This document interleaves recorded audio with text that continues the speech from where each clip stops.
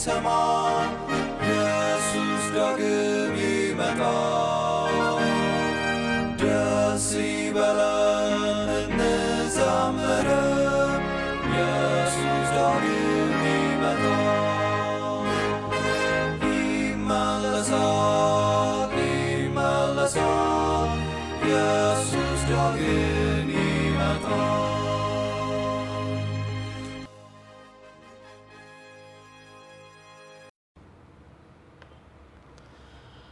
በጌታ በኢየሱስ ክርስቶስ የተወደዳችሁ በተለያየ ስፍራ ላይ ሆናችሁ ይህንን መልእክት የምታዳምጡ የተወደዳችሁ እንደምን ዋላችሁ እንደምን አደራችሁ ባያላችሁበት የጌታ ጸጋ ይብዛላችሁ። መልካም ፈቃዳችሁ ሆኖ በዚህ ሰዓት በዚህ ፕሮግራም ለመታደም ከያላችሁበት ያላችሁን ነገር ሁሉ ስለዋሳችሁን እግዚአብሔር ይባርካችሁ። እስከ ፕሮግራም ፍጻሜ ድረስ አብራችሁ ዘለቁ ስንላችሁ በተለየ መልኩ የእግዚአብሔር መንፈስ ይናገረናል ብለን ተስፋ በማድረግ ነውና እግዚአብሔር ደግሞ ይናገረናል። በጌታ የተወደዳችሁ ባለፉት የተወሰኑ ቀናቶች ወይም ደግሞ ፕሮግራሞች 3 ክፍሎችን ማየታችንን አስታውሳለሁ። መጽሐፍ ቅዱስ ላይ መሰረት አድርገን በማቴዎስ ወንጌል ምዕራፍ 8 ከቁጥር 1 እስከ 4 ያለውን ክፍል ላይ መሰረት አድርገን በዛ ውስጥ ያለውን የቃሉን ብርሃን ለማግኘት እየሞከርን እየጣርን እየተባረክን ነው የምንገኘውና ዛሬም ከዛ ክፍል ላይ አሁንም እንቀዳለን እናያለን እንመለከታለን። የእግዚአብሔር መንፈስ ይግለጥልን። በጣም የታመቀ ነው። በ4 ክፍሎች ውስጥ የተከናወነ ነገር ነው፣ ግን በውስጡ የእግዚአብሔር መልካምነት የእግዚአብሔርን ቸርነት የእግዚአብሔርን በጎነት የተገለጸበት በክርስቶስ ኢየሱስ አማካኝነት ለኛ ያለው ሐሳብ የተገለጠበት ክፍል ነውና ያንን እያየን ነበር። ዛሬም ከዛው እንቀጥላለን። 4ኛውን ክፍል ነው የምንመለከተው። ከዛ በፊት ግን የእግዚአብሔር መንፈስ እንዲያስረዳ እንዲገልጽልን ጸሎት እናደርጋለን። ጸሎት ከማድረጋችን በፊት ምናልባት መጽሐፍ ቅዱስ የያዛችሁ በማቴዎስ ወንጌል ምዕራፍ 8 ከቁጥር 1 እስከ 4 ያለው እናነብና ከዛ በኋላ በሚመቸን አይነት መልኩ ሆነን በእግዚአብሔር ፊት በጸሎት እንቀርባለን። የእግዚአብሔር መንፈስ እንጋብዛለን። እግዚአብሔር ይናገረናል። በማቴዎስ ወንጌል ምዕራፍ 8 ከቁጥር 1 እስከ 4 ያለውን እኔ አነባለሁ። እንደዚህ ነው የሚለው። ከተራራም በወረደ ጊዜ ብዙ ሕዝብ ተከተሉት። እነሆም ለምጻም ቀርቦ ይላል፣ ጌታ ሆይ ብትወድስ ልታነጻኝ ትችላለህ እያለ ሰገደለት። እጁንም ዘርግቶ ዳሰሰውና እወዳለሁ ንጻ አለው። ወዲያውም ለምጹ ነጻ። ኢየሱስም ለማንም እንዳትናገር ተጠንቀቅ፣ ነገር ግን ሂደህ ራስን ለካህን አሳይ፣ ለእነርሱም ምስክር እንዲሆን ሙሴ ያዘዘውን መባ አቅርብ አለው ይላል። የእግዚአብሔር መንፈስ ይርዳን። እንጸልይ። ሰማይና ምድርን በቃል የዘረጋ ኃያሉ ሰራዊት ጌታ እግዚአብሔር ሆይ ስለዚህ የተባረከ ሰዓት በኢየሱስ ስም እናመሰግናለን። እኔንም ወገኖቼንም በያለንበት ስፍራ ጌታዊ ልትገናኘን በመንፈስ ይህንን መንገድ ስላዘጋጀ አየሩን ድምጽህን ስላረከው እናመሰግናለን። እነሆ በኢየሱስ ስም በሚገባን ቋንቋ አንተ ተናገረን። በዚህ ባነበብነው ክፍል ውስጥ ጌታዊ የተከናወነውን ነገር አንስተን ስንነጋገር ሳለ የእግዚአብሔር መንፈስ ለኔም ለወገኖቼም በልባችን የሚቀር መልካምን ነገር ያትምብን። ጌታዊ የምንቀደስበትን ያንተን ቃልና ሐሳብ እናገኝ ዘንድ በኢየሱስ ስም አንተ እርዳን። እግዚአብሔር አባትና አምላኬ ሆይ ሁሉን ላንተ አስረከብን። አንተ እንደ ፍቃድህ ጌታዊ ተገናኘን። እግዚአብሔር አባትና አምላክ በፊት ሆነን ስምን ከመጥራታችን የተነሳ እኛም ተባርከን ሌሎች የመባረክ ምክንያት እንድንሆን በኢየሱስ ስም አንተ እርዳን። ሁሉን እንደ ፍቃድህ አድርግ። ቃልህን ግለጽልን። በኢየሱስ ክርስቶስ ስም አሜን። በጌታ የተወደዳችሁ ቀደም ሲል እንዳነበብኩ ይህን ሰሞንም ስናይ እንደነበረው ጌታችን ኢየሱስ ክርስቶስ በዚህ ምድር በነበረበት ጊዜ በጣም ብዙ ነገሮች ተከናውነዋል።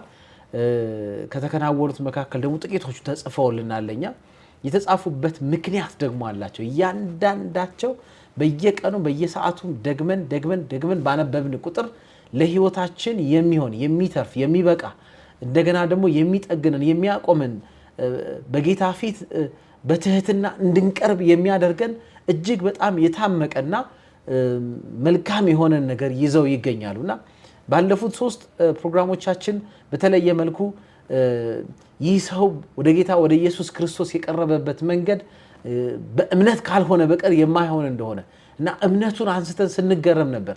ጌታ ሆይ እምነትን ጨምርልን እባክህ፣ በዚህ ዘመን በተመሳሳይ ሁኔታ ውስጥ ነው ያለነውና ጨምርልን እያልን እግዚአብሔርን ስንጠይቅ ነበር።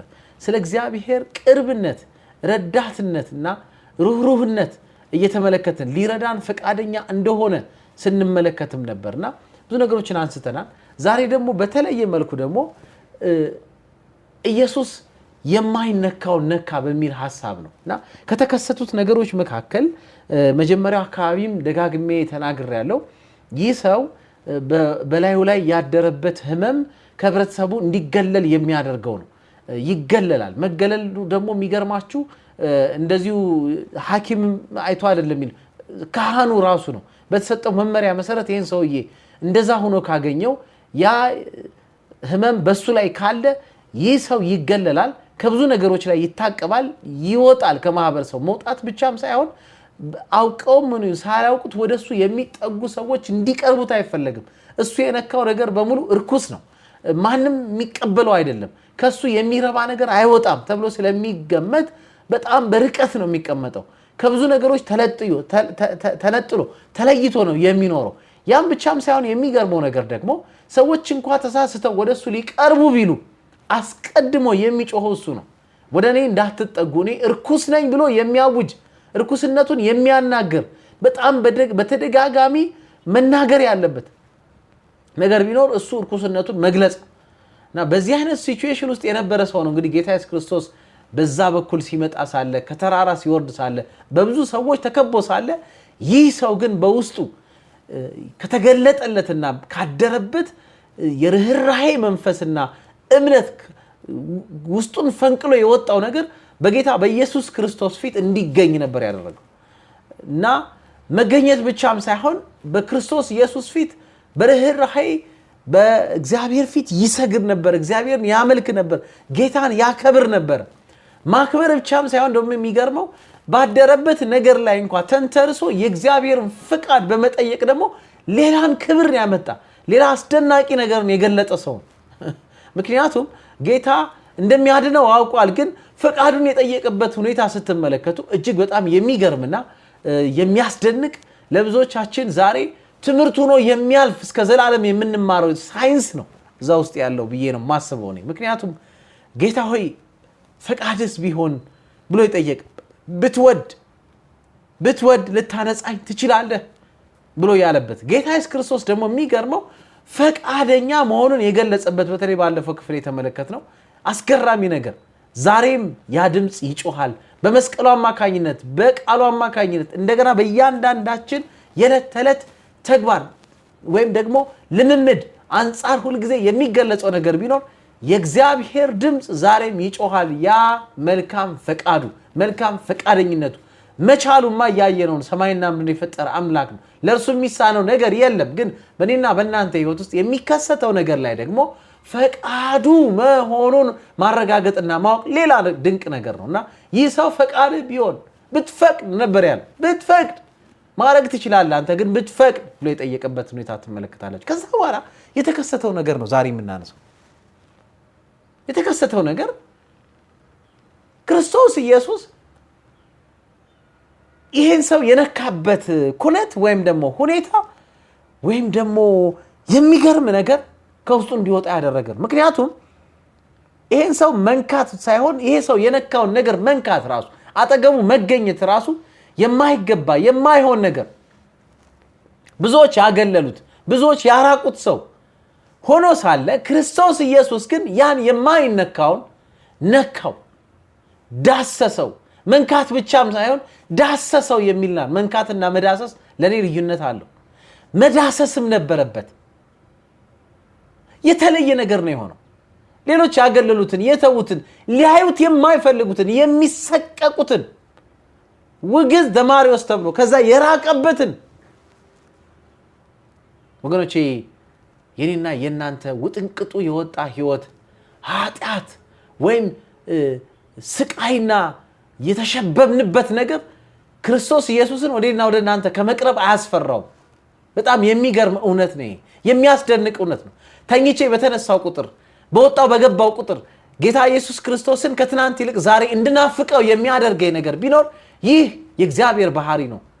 የኔና የናንተ የተመሰቃቀለ ነገር፣ የተበላሸ ነገር፣ የሚከረፋ ምናልባት ሌሎች ሊያቀርቡት የማይፈልጉት ያ ነገር ክርስቶስ ኢየሱስን ወደኔ ከመቅረብ አያግደውም።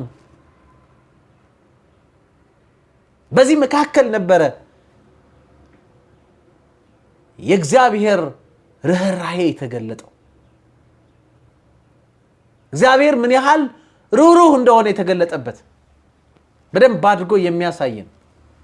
ዛሬ ዋናው መልእክት እንግዲህ ይሄ ነው። ኢየሱስ የማይነካው ነካ። ኢየሱስ የማይነካው ነካ። የእግዚአብሔርን ፍቅርና ርህራሄ ፍንጭው አድርጎ ውስብስብ ባልሆነ መንገድ ግልጽና በሚገባ ቋንቋ ከህፃን እስከ አዋቂ ድረስ በሚገባ ቋንቋ በሚገልጽ አይነት ስዕላዊ መግለጫ እግዚአብሔር ፍቅር እንደሆነ፣ እግዚአብሔር ርህሩህ እንደሆነ፣ እግዚአብሔር መሐሪ እንደሆነ፣ እግዚአብሔር በጣም ቅርብ መሆኑን የሚያሳይ ሁኔታ ነው የምትመለከቱት። ይህ ለምጻም በህብረተሰቡ ዘንድ የማይነካ ከቤተሰቡ ተነጥሎና በህብረተሰቡ ዘንድ ችላ ተብሎ በበሽታ ተቆርጦ የሚኖር ሰው ነበር። ማንም ወደሱ መቅረብ አይችልም ነበር። በህግ ሁኔታው የሚያስገድደው ነው። ኢየሱስ ግን ያልተለመደ ነገር፣ እንግዳን ነገር አደረገ። እጁን ዘርግቶ ዳሰሰው። እወድሃለሁ ንጻ አለው። እግዚአብሔር ቃል እንደሚናገር ወዲያውም ነጻ ይላል። ክብር ለእግዚአብሔር ይሁን። ይሄ በጣም እጅግ የሚገርምና የሚደንቅ ነገር ነው። ምናልባት አንድ ለሶስት ነጥቦችን ለማንሳት የመጀመሪያው ይህ ህብረተሰቡ አለመቀበልን በሚያይበት ሁኔታ፣ ህብረተሰቡ በማይቀበልበት ሁኔታ ኢየሱስ ዋጋ ያላቸውንና እንቁ የሆኑ ነገሮችን ይመለከታል። ከዚህ የተነሳ በዚህ እውነት ምክንያት የተነሳ እኔ ስንታየው ዛሬ የእግዚአብሔርን ቃል ከፍቼ በፊታችሁ ቆሜያለሁ። ምናልባት ቢገለጥና በተገለጠ ነገር ቢታይ ኖሮ ሰዎች የማያቀርቡ የማይፈቅዱት ሊቀበሉት በማይቻልበት ሁኔታ ኢየሱስ ግን ዋጋ ያለውን የከበረ ነገር ተመለከተ። መጀመሪያ አካባቢ ለመናገር እንደሞከርኩ ምናልባት እነዚህ ሰዎች ትንሽ ዘግይቶ ከክርስቶስ ኢየሱስ ጋር ከመድረሱ በፊት ሪያላይዝ ቢያደርጉ፣ ቢያዩትና ቢመለከቱ፣ ቢያስተውሉ፣ ይህ ለምጻም መሆኑን ቢያዩ፣ ምናልባት ይህ ሰው ድምፁን ወይም ደግሞ አካሉን ይዞ ወደ ክርስቶስ ኢየሱስ ከመቅረቡ በፊት እና በአንደበቱ ያንን የከበረ ነገር ከማውጣቱ በፊት ሰዎች ቀጥቅጠው በገደሉት ነበር። ጌታ ግን ይመለከት ነበርና በመካከል አልፎ ሲመጣ የማይነካና የማይዳሰስን ነገር ይዞ በፊቱ ሲቀርብ ሊዳሰሰው ፈቃደኛ ሆነ። ምክንያቱም በሱ ውስጥ ያየው የከበረ ነገር ነበረ። ክብር ለእግዚአብሔር ይሁን። ዛሬ ከሚያስደንቁኝ እውነቶች መካከል አንዱ ይሄ ነው። በተመሳሳይ ሁኔታ ዛሬ ህብረተሰቡ ብዙ ጊዜ ችላ የሚላቸው ድሆች አሉ፣ የታመሙ ሰዎች፣ በአቅም የደከሙ አረጋውያን፣ ብቸኛ የሆኑ ሰዎች፣ የተገለሉ ማንም የማያስታውሳቸው ሰዎች አሉ። ሰው እንዲያይ እግዚአብሔር አያይምና እግዚአብሔር ግን እነዚህን ሰዎች የሚያያቸው እንደማይነኩ፣ እንደማይዳሰሱ፣ እንደማይቀረቡ ሳይሆን እነዚህ የማይነካ እንዳልሆኑ ያስተውላል ጌታ ኢየሱስ ክርስቶስ። ምክንያቱም ሉቃስ ወንጌል ምዕራፍ 19 ቁጥር 10 ላይ ደስ እንመለከት የእግዚአብሔር ቃል እንደሚናገረው ጌታ ኢየሱስ ክርስቶስ እንደተናገረው የሰው ልጅ የጠፋውን ሊፈልግና ሊያድን መጥቷልና ነው ያለው። የተጣለውን፣ የተገለለውን፣ ከሰው ፊት የተወገደውን ወይም ደግሞ ቫልዩ የለውም የተባለውን ሊፈልግ ነው የሰው ልጅ የመጣው ይላል። ክብር ለእግዚአብሔር ይሁን። ዛሬ ለኔና ለናንተ ለመቆም ለዚህ ለከበረ ነገር ለመታጨት የእግዚአብሔር ልጅነትን ማረግ ለማግኘትና የሰማይ ብቁ ዜጎች ነው ባለተስፈኞች ለመሆን ምክንያት የሆነው ይህ የእግዚአብሔር ባህሪ ነው። ያ የማይነካውን የሚነካ አምላክ ክርስቶስ ኢየሱስ በመሆኑ ሰማይና ምድርን የፈጠረው ጌታ እሱ ስለሆነ ነው የሰው ልጅ ሊፈልግ የመጣው። የጠፋውን ሊፈልግ የመጣው ጌታ የሰው ልጅ እሱ ስለሆነ ነው። እግዚአብሔር ይርዳን ይህን ማስተዋል እንድንችል ወገኖቼ።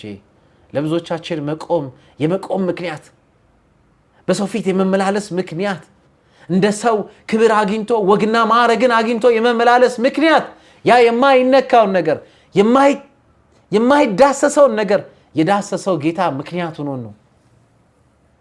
በሁለተኛ ደረጃ ክርስቶስ ኢየሱስ ርህራሄን እንድናሳይ ይጠራናል። በዚህ ውስጥ የዚህ ባህሪው ተካፋይ እንድንሆን እግዚአብሔር ይፈልጋል። ይሄ አንጥሮ ማንም የማያየውን በእግዚአብሔር መንፈስ አማካኝነት አክብሮ የማየትን ነገር፣ የከበረው ነገር የማየትን ነገር ተካፋዮች እንድንሆን ርህራሄን እንድናሳይ እግዚአብሔር ይጠራናል። የክርስቶስ ተከታዮች እንደመሆናችን መጠን ርህራሄን እንድንቀበል ብቻ ሳይሆን እንድናንጸባርቀው እግዚአብሔር ይፈልጋል። ይህን ማድረግ እንድንችል እግዚአብሔር ይርዳን። ስለ ክርስቶስ ኢየሱስ ስንል ያ የማይነካውን የሚነካው ጌታ የኔና የእናንተም ጌታ ሊሆን ስላላፈረ ከዚህ የተነሳ እኔና እናንተ የዚህ ጸጋ ተካፋዮች እንድንሆን መቀበል ብቻም ሳይሆን ጸጋውን ያን ጸጋ እኛም እንድናንጸባርቀው እግዚአብሔር ይፈልጋል። ለሌሎች ምስክር እንድንሆን፣ ለሌሎች መነካት፣ ለሌሎች መለወጥ ምክንያት እንድንሆን።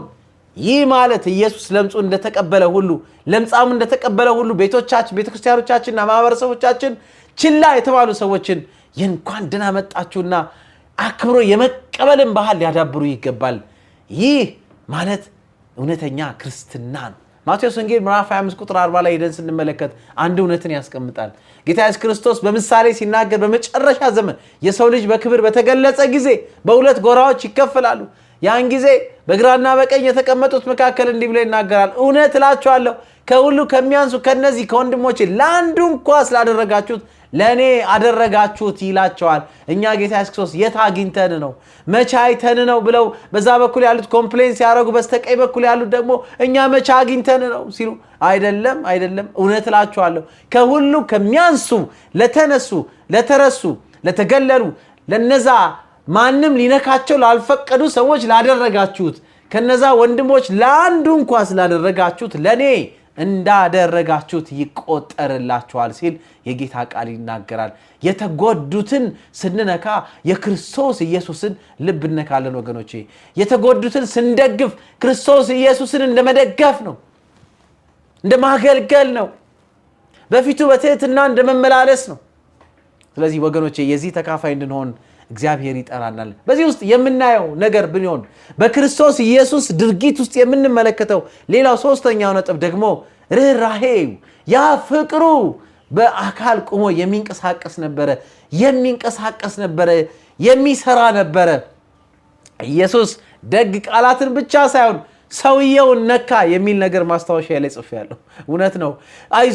አይዞ ሊለው ይችል ነበር። አይዞ በቃ ይሄን ሰውዬ ማንም እንዳይነካው መችስ ምን ይደረግ እንግዲህ ሊለው ይችል ነበረ።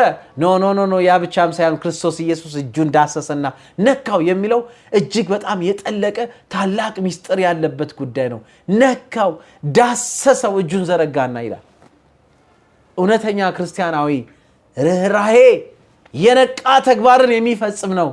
ህይወት ያለው ነው። የህይወት ማዕዛን የሚሸት ነው። የታመሙትን የሚጎበኝ ነው። የተራቡትን የሚመግብ ነው። ብቸኞችን ሂዶ በመቀላቀል የሚያበረታና የሚያጽናና ነው። ጉዳትን የሚያዳምጥ ነው። ሌሎች ያስወገዷቸውንና ያገለሏቸውን የሚያቀርብ ነው። ፍቅርን የሚያሳይ ነው። ይህን ሰሞን ቤተክርስቲያን ሁሉም አገልጋይ ወጥቶ ያገልግል በሚል ሁሉም ወጥቶ ያገለገለ ባለበት ቦታ ብዙ ምስክርነቶችን እየሰማን ነው። አንድ ፓስተር ሲናገር ስሰማው በጣም አንድ ሰው አገኘው። ራሴ ጨንቆኛል፣ ለሞት ተላልፌ ልሰጥ የት ሄጄ ነው የምገባ? በቃ መሞት አለብኝ ብዬ ባልኩበት ሰዓት ሰዎች መጥተው ይሄንን ምስክርነት ባይመሰክሩልኝ ኑሮ ሞቼ ነበር ብሎ ተናገረ ሲባል ሰምቻለሁ። ወገኖቼ ዛሬ ብዙ ሰዎች ያኔ ክርስቶስ ኢየሱስን መልካምነት እንድናጋራቸው ክርስቶስ ኢየሱስ እጁን ልኮ እንደዳሰሰው እኛም ያን እርምጃ እንድንራመድ መንቀሳቀስን እንድናሳይ እንድንራመድ በተጠራንበት እንድንሄድ እግዚአብሔር ይፈልጋል። አንደኛ ዮሐንስ ምዕራፍ 3 ቁጥር 18 ላይ ሲናገር ልጆች ሆይ በስራና በእውነት እንጂ በቃልና በአንደበት አንዋደድ ይላል። በማስመሰል ህይወትን ከናንተ አስወግዱ ይላል። ወገኖቼ እኔ ያላችሁበትን አላውቅም። ባላችሁበት ስፍራ ጌታ ጸጋውን ያብዛላችሁ። እግዚአብሔር ይርዳችሁ። ከመዋደድ በቃል ወይም በንግግር በአንደበት ከማድረግ ይልቅ በድርጊት ክርስቶስ ኢየሱስን መግለጽ እንድንችል ሌሎችን በመደገፍ ለሌሎች በመቆረስ ሌሎችን በማገልገል አይዞ በማለት ቁስላቸውን በመጥረግ እንባቸውን በማበስ ይሄንን ራሄ ይሄንን ፍቅር ይሄንን መንካት እንደ ክርስቶስ ኢየሱስ በመንካት ወገኖቼ የበረከቱ ተካፋይ እንድንሆን እግዚአብሔር ይፈልጋል። ይህ የክርስቶስ ኢየሱስ እርምጃ ከቃላት ያለፈ ነበረ። ዛሬ በዚህ በረከት ውስጥ እንድናልፍ እግዚአብሔር እኔና እናንተን ይጠራናል። ሚኒስትሪ ኦፍ ሂሊንግ ከሚለው መጽሐፍ ላይ ራስን ወደ ጎን በመተው ለመንፈስ ቅዱስ ሥራ ቦታ የሚሰጥ ሰው ጠቃሚነት ላይ ዛሬም አቻና ወደር የለውም የሚል ቃል ይናገራል። የሚፈለጉ እነዛ ምርጦቹ እግዚአብሔር ልቡ የሚያርፍባቸው የሚባርካቸው እናንተ ብሩካን የሚላቸው እንደነዚህ ያሉትን ናቸው። ራሳቸውን ትተው እንደ ክርስቶስ ኢየሱስ በርህራሄ እጃቸውን የሚሰዱትን እጃቸውን ሰደው የሚዳስሱትን እግዚአብሔር ይፈልጋል። ወገኖቼ በዚህ በረከት ውስጥ ማለፍ እንድንችል እግዚአብሔር ይርዳን። በረከት አለው፣ መለወጥ አለው፣ መቀደስ አለው፣ መባረክ አለው። የእግዚአብሔርን ኃይል መለማመድ አለው። እጅግ አስገራሚና አስደናቂ ነገር ነው ያለው። ፍርሃትና ጭፍን ጥላቻን ወደ ጎን ስናስወግድ እግዚአብሔር ሌሎችን ለመባረክ እኔና እናንተን ይጠቀምብናል። ሌሎችን ቀና ለማድረግ ሌሎችን እንደገና የህይወትን ብርሃን ለመፈንጠቅ እግዚአብሔር እኔና እናንተን ይጠቀምብናል። የዘመናት ምኞት ላይ ደግሞ ሲናገር ዓለም ዛሬ ከ1900 ዓመታት በፊት የሚፈለገውን ይፈልጋል ይላል። ያም ክርስቶስ ኢየሱስን የሚገልጽን ሰው ነው። ክርስቶስን መግለጽ ማለት ደግሞ በጣም ግልጽ ከሆኑ መንገዶች አንዱ በርህራሄ የተካነ የተላበሰ ይሄንን ጸጋ የለበሰ ሰው ማለት ነው። ዓለም ሁሉ ይፈልገዋል። ዛሬ ዓለም የሚያደንቃቸው የሚያከብራቸው ከፍ የሚያረጋቸው ይሄን በክርስቶስ ኢየሱስ የነበረን ያን መልካምና ልዩ ርህራሄ አልፎ እጅን ከቃላት አልፎ በተግባር የሚንቀሳቀስን የሚዳስስን እጅን የሚዘረጉ ሰዎችን የሚንቀሳቀሱ ሰዎችን ይፈልጋል። ወገኖቼ ለዚህ ክብር እኔና እናንተን እግዚአብሔር ጠርቶናል። ለዚህ በረከት እግዚአብሔር እኔና እናንተን ጠርቶናል፣ ጋብዞናል። በዚህ ቃል ውስጥ የምንመለከተው ያ ነው። ክርስቶስ ኢየሱስ ከቃላት ባለፈ እጁን ዘረጋና ዳሰሰው። ያ የማይነካውን ያ ሊነካ የማይችለውን ያ ሊሆን የማይችለውን ዳሰሰው። ዛሬ ወገኖቼ ወደ እናንተ ምን አይነት ሰዎች ይመጣሉ? የእናንተን እርዳታ ሽተው የእናንተን ድጋፍ ፈልገው የእናንተን አይዞህ ባይነት ፈልገው በተለይ ክርስቶስ ኢየሱስን የቀመሳችሁ ወገኖቼ ይሄንን ቃል ያነበባችሁ ወገኖች ያነበባችሁ ብርሃን የበራላችሁ ወገኖቼ እናንተን ሽተው የእግዚአብሔር መንፈስ እንድትናገሩ እድል ሲሰጣችሁ ወገኖች እጃችሁን ወደ ኋላ እንዳታረጉ እጃችሁን ልካችሁ ዳሷቸው። ምክንያቱም መቼ እንደሚመጡ አላውቅም። ወደ እናንተ ተመልሰው ዛሬ በስልኬ ላይ አንድ ሰው ስልክ ደወለ እና የቅዱስ አባት ነኝ ብሎ ናገረኝ። እኔ ላስታውሰው አልቻልኩም። ከዛ በኋላ ደጋግሞ ተናገረ። 2-3 ዓመት ይሆነዋል እንደዚህ ቸግሮኝ ባለቤቴ አራስ ልጅ ጥላብኝ ጠፋች። ምበላው አጣው፣ ምጠጣው አጣው። እኔ ኦርቶዶክስ አማኝ ነኝ። ቴሌቪዥን ላይ ስልኩን አግኝቼ ደወልኩ ብዬ ነበር። ከዛ በኋላ ብዙ ምክር መከርከኝ፣ ከእግዚአብሔር ቃል አጽናናኝ። ያ ብቻም አይደለም አለ። እኔ ኋላ ነው ያስታወስኩት በእርግጥ ምክንያቱም ይሄን ቃል ሲናገር አስታውሻለሁ። ከራስ ኪስ ላይ 1000 ብር አውጥተህ ሰጠኸኝ አለ። እውነቱን ነው። ይሄን ቃል ሲናገር አስታወስኩት። ከዛ በፊት ግን ምንም አላስታወስኩትም። ከዛ በኋላ የሚገርማችሁ ያለው ነገር ላገኝህ እፈልጋለሁ አለ። ላገኝህና ላመሰግንህ እፈልጋለሁ። ያን ብቻም አይደለም ያን ጊዜ አንተ ከሌለህ ነገር ላይ ነው የተቆረስከው አለ። እግዚአብሔር ይመስገን ይሄን ቃል በመናገሩ። እኔ እንዴት አድርጌም ያን እንደሰጠሁት አሁን ይገርመኛል። ምክንያቱም አነጋገሩና አለቃቀሱ ትዝ ይለኛል። በጣም የሚያሳዝን ነበርና ቦታውን ሁሉ አልሳተም። ከዛ በኋላ አሁን ምን አለ? የቱ ጋር እንዳለህ ንገረኝ፣ መጥቼ ላገኝ እፈልጋለሁ። እንደገና ካንተ ጋር ጊዜ መውሰድ እፈልጋለሁ።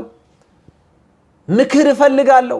መጽሐፍ ቅዱስን እንደገና ማንበብ እፈልጋለሁ አለኝ። የቅዱስ አባት ነኝ አለ። ልጁ ያ የተወለደው ልጅ ቅዱስ ነው የሚባልና ያለሁበትን ቦታ ነግሬዋለሁ። በቅርብ እንደሚመጣ ተስፋ አለሁ። ስልኩን ተለዋውጠናል። እንደገና ሴቭም አድርጌዋለሁ። ይህን ሰውዬ እኔ አላስታውሰውም። አታስታውሱትም? አንዳንድ ሰው አታስታውሱትም? ግን ይህ ሰው በዛ ስፍራ ሆኖ የሰማይና የምድርን ባለቤት እግዚአብሔርን ያመልካል። እግዚአብሔርን ከፍ ከፍ ያደርጋል። ይህ ሰው ልቡ ተነክቷል። በቸገረው ጊዜ፣ በደከመበት ሰዓት ምን ያክል እንደረዳው ባላውቅም ወገኖቼ፣ ይህ ሰው ግን አስታውሶ ዛሬ እግዚአብሔርን ሊያከብር እኔም በምስጋና በእግዚአብሔር ፊት እንድቀርብ ሌላ እድልን ሰጠኝ። ወገኖቼ ምን ያክል ነው እግዚአብሔር በሰጣችሁ ነገር ውስጥ የምትቆረሱት፣ የምታካፍሉት፣ እጃችሁን ልካችሁ የምትዳሰሱት ያ በእግዚአብሔር በክርስቶስ ኢየሱስ የነበረው ሐሳብ በእናንተ ውስጥ አድሮ በእናንተ ውስጥ ሌሎች ሲባረኩ የምትመለከቱ መቼ ነው? ወገኖቼ ይሄን ማድረግ እንድንችል እግዚአብሔር በጸጋው ይርዳን። በዚህ ውስጥ የምንመለከተው ያ ነው። የማይዳሰሰውን የማይነካውን ነገር የነካው ጌታ ለዛ ሰው መፈወስ፣ ዛሬ ለኛም መባረክ፣ ዛሬ ለኛም መጽናናት፣ ለኛም መቆም ምክንያት ሆነ። ዌልፌር ሚኒስትሪ ከሚለው መጽሐፍ ላይ ዛሬ ድሆች፣ ደካሞች እፎይታ ሊሰጣቸው ይገባል።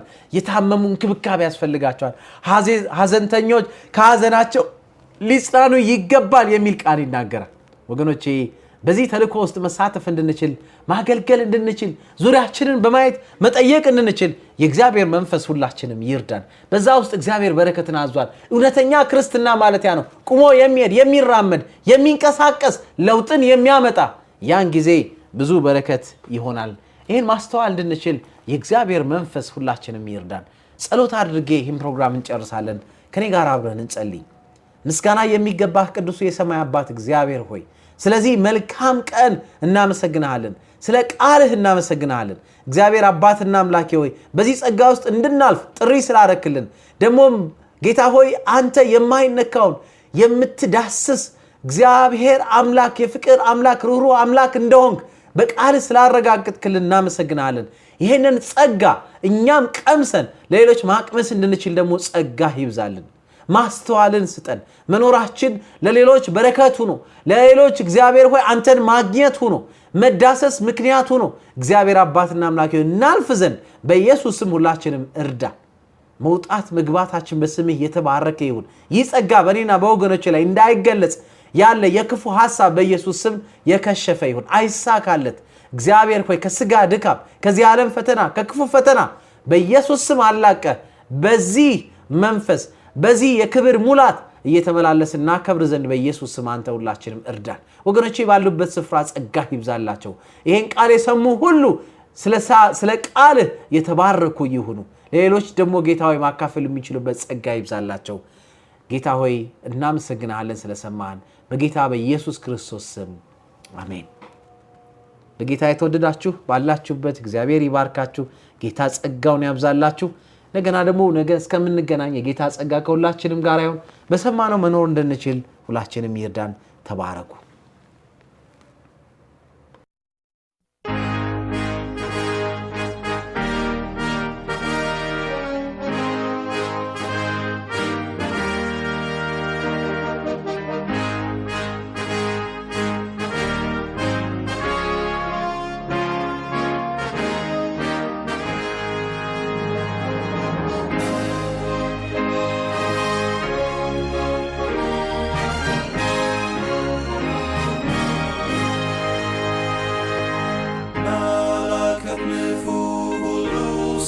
ሰማ ኢየሱስ ዳግም ይመጣል። ደስ ይበለን እንዘምር፣ ኢየሱስ ዳግም ይመጣል። ይመለሳል ይመለሳል፣ ኢየሱስ ዳግም ይመጣል። ተራሮቹ ሜዳም ዳግም ይመጣል። ኢየሱስ ይመጣል በክብር ዙፋን። ኢየሱስ ዳግም ይመጣል። ይመለሳል ይመለሳል። ኢየሱስ ዳግም ይመጣል። ፍጥረቱ ሁሉ ይናገረናል። ኢየሱስ ዳግም ይመጣል። እስከ ባህር ዳር ሁሉ ያየዋል። ኢየሱስ ዳግም ይመጣል። ይመለሳል ይመለሳል። ኢየሱስ ዳግም ይመጣል። የምድር መናወጥ ለሰዎች ይላል። ኢየሱስ ዳግም ይመጣል። አውሎ ነፋስም ያስታውቀናል። ኢየሱስ ዳግም ይመጣል። ይመለሳል ይመለሳል። ኢየሱስ ዳግም ይመጣል። ሕዝብም ይቆጣል፣ በዚህ ይታወቃል። ኢየሱስ ዳግም ይመጣል። ሕዝብ ይራወጣል፣ እውቀት ይበዛል። ኢየሱስ ዳግም ይመጣል።